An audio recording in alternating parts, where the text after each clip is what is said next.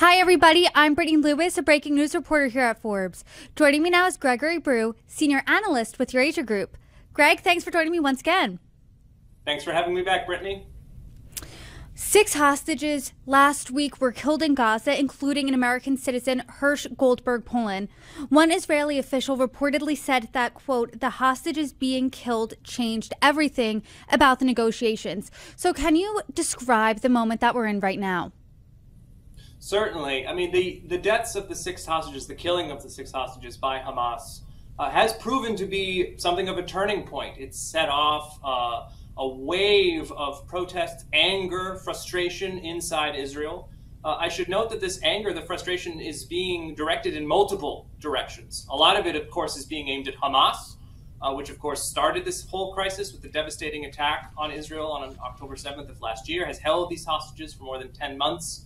And who bears the responsibility for the killing. At the same time, there have been hundreds of thousands of Israelis who have taken to the streets in protest of the government led by Prime Minister Benjamin Netanyahu, for its perceived failure at achieving a ceasefire agreement that has led to the release of these hostages. And that frustration has increased the pressure on Netanyahu, has led to multiple days of protests, multiple days of political developments inside Israel, and suggests that we are at something of a turning point as to where the conflict may be headed.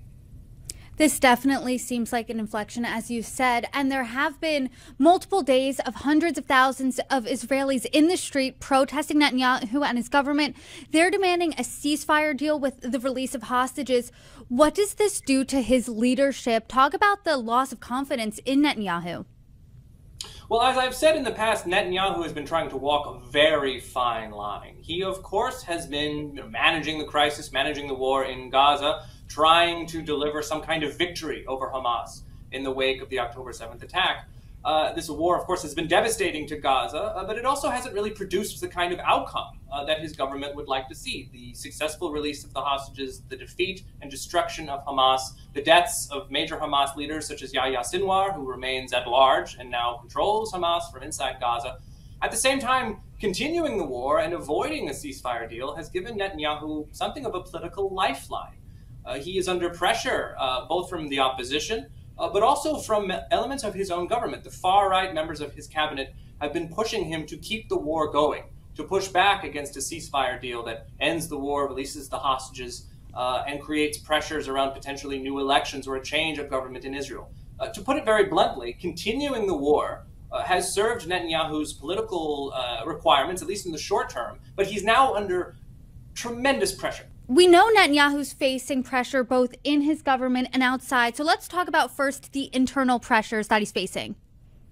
So Netanyahu is facing pressures from multiple directions. First, there are the pressures from members of his government, such as Defense Minister Yoav Gallant, who has been pushing now for a ceasefire deal that brings hostilities to an end, at least for the short term, releases the hostages, moves things towards some kind of de-escalation. There are voices from the Israeli Defense Forces, the Intelligence Ministry, and others that are really pushing for bringing the war to an end, at least for the time being. There is a sense of exhaustion. There is a sense that the war has now reached its natural conclusion and that a ceasefire deal is within reach. At the same time, Netanyahu is under pressure from the far-right elements of his cabinet, far-right ministers who have been pushing for the war to continue, who want to see the total destruction of Hamas, and who are crucial for Netanyahu in order to keep his government in place and avoid elections that could potentially push him out of office. So Netanyahu is trying to walk a very fine line between maintaining the support of members of his cabinet, addressing pressures from Gallant and others, including protesters in the streets who want a ceasefire deal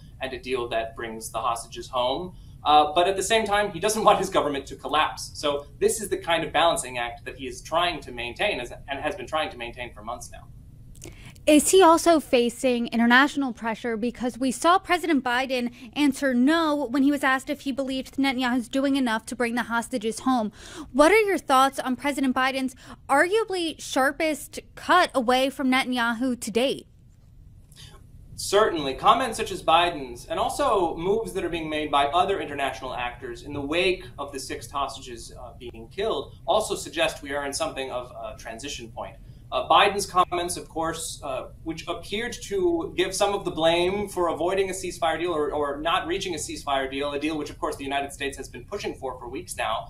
Putting some of that blame on Netanyahu was a significant move. Another actor that is expressing frustration with Israel is Germany. And this is a significant shift, as Germany has been a pretty important voice of support for Israel. Just today, it was reported that Germany's government has become increasingly frustrated with Israel's stance on ceasefire talks, that it is moving to put more pressure on the Netanyahu government to move closer to a ceasefire deal. This suggests that the weight of international opinion, even among some of Israel's closest allies, is really starting to shift in the aftermath of the deaths of these 6 hostages.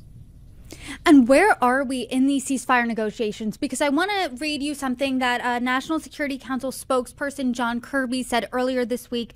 He said that the Biden administration believes the best way to reunite the hostages with their families, quote, is to get this deal in place. And as I said earlier, we believe we're close enough and that the gaps are narrow enough to achieve that outcome. It's not optimism, it is pragmatism.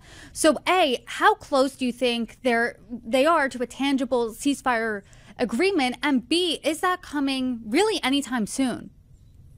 Well, it's important to keep things in the proper context. The United States for weeks now has been expressing optimism, this sense that we're close to a deal, that a deal is within reach.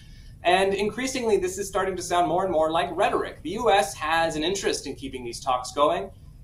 Keeping ceasefire talks going is helping to keep a lid on escalation. We, of course, have yet to see Iran's much anticipated retaliation against Israel for the killing of Ismail Haniyeh. Iran may very well be holding off on retaliating, in part to avoid undermining these ceasefire talks. So the U.S. is keeping that in mind.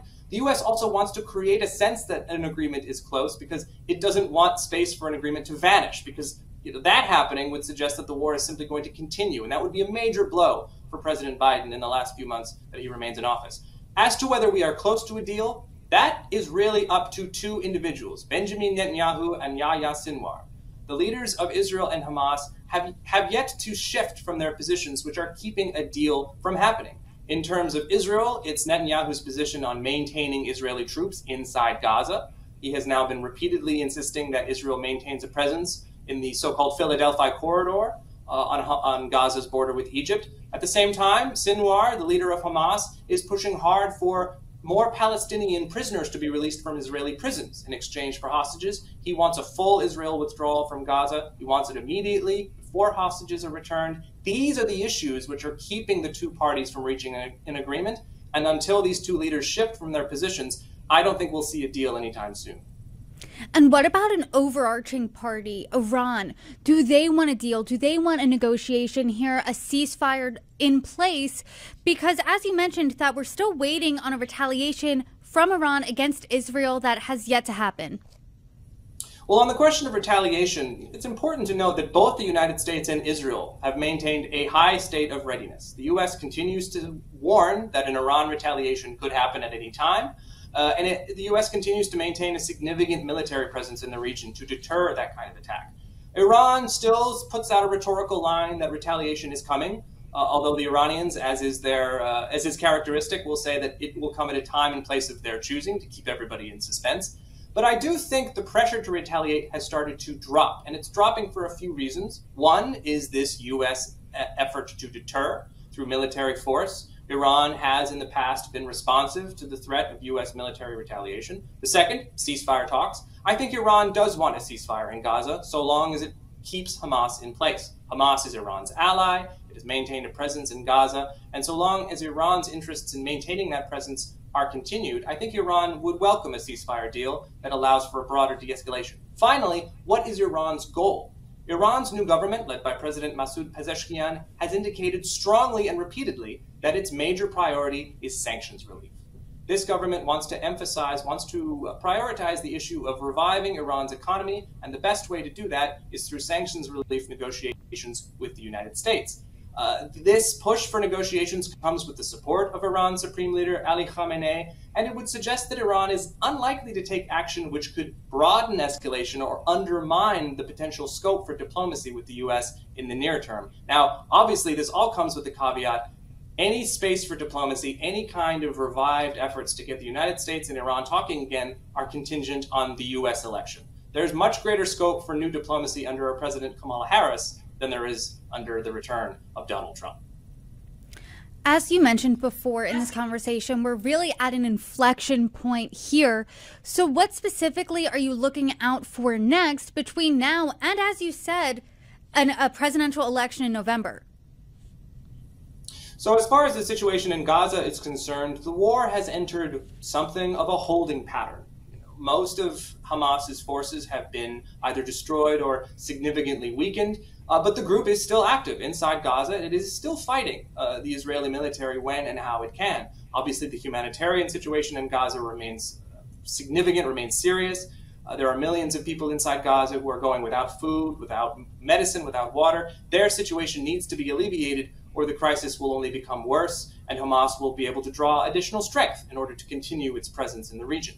That issue needs to be addressed. At the same time, Israel is expanding the scope of its operations in the West Bank. This is something that has happened over the last few weeks and suggests that Israel's new security posture, Israel's new approach to its security in the wake of the October 7th attack, may now be increasingly concerned with the situation in the West Bank now that the war in Gaza has entered a more low-intensity phase. Finally, the confrontation between Hezbollah and Israel. About 10 days ago, we of course saw the significant exchange of fire between Israel and Hezbollah. Hundreds of rockets launched, Israel launching preemptive strikes against Hezbollah. That situation has cooled somewhat, but the skirmishing continues and a new round of escalation could break out, really at any moment. The same risk is present between Iran and Israel. As I mentioned, Iran has held off on retaliating for Israel's assassination of Haniyeh, but the confrontation between the two countries continues and could again escalate into something more significant. I think we should look for progress. We should hope for progress on ceasefire talks. As I mentioned, I don't see that progress emerging anytime soon. Other members of the international community, Arab states such as Saudi Arabia, Egypt, and the United Arab Emirates, may choose to become more involved in order to resolve the crisis. We've also seen very little action from China. China, which has tried to stay quiet, which has largely stayed out of the regional crisis, may choose to become more involved if it looks like the war is simply going to drag on for months, if not years, into the future. Those are the kinds of signposts and issues that I would be focusing on in the run-up to the U.S. election. There's certainly a lot to look out for. And Greg, I tell you this every time, but as the situation develops, I really hope you come back on, provide your insight, your expertise, and break it down for us. Gregory Brew, thank you again for joining me. Thank you so much.